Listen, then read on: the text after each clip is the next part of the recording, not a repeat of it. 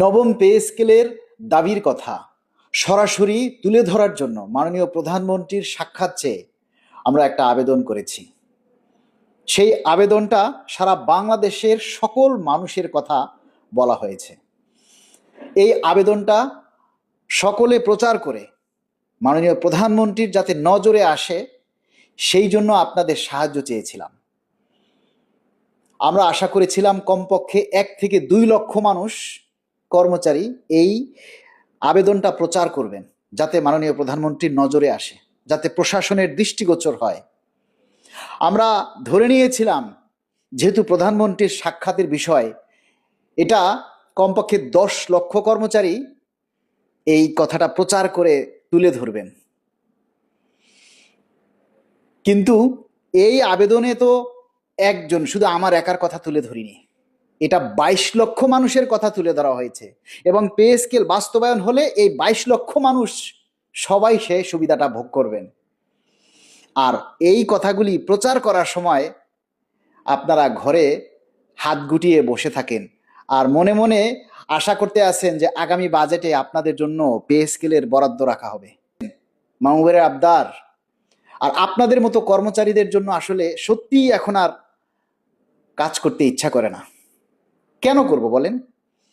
আপনারা ঘরে বসে হাত গুটিয়ে বসে থাকবেন আর আমরা চাকরির ঝুঁকি নিয়ে, জীবনের ঝুঁকি নিয়ে, পরিবারের ঝুঁকি নিয়ে আপনাদের জন্য আমরা মাঠে ময়দানে রাস্তায় রাজপথে দৌড়াবো, আমরা সব কিছু করে বেড়াবো আর আপনারা ঘরে বসে আঙ্গুল চুষবেন।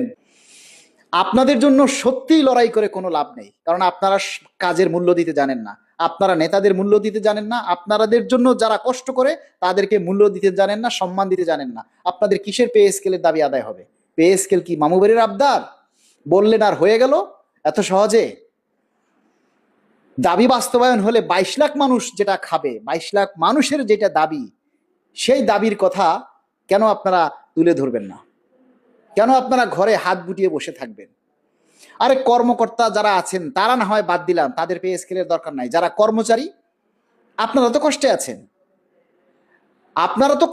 আপনারা তো বলেন কয়েক লক্ষ মানুষ বলেন আপনারা কষ্টে আছেন। তাহলে আমরা একটা দাবির কথা পোস্ট দিলে কেন কয়েক লক্ষ মানুষ সেটা প্রচার করবে না?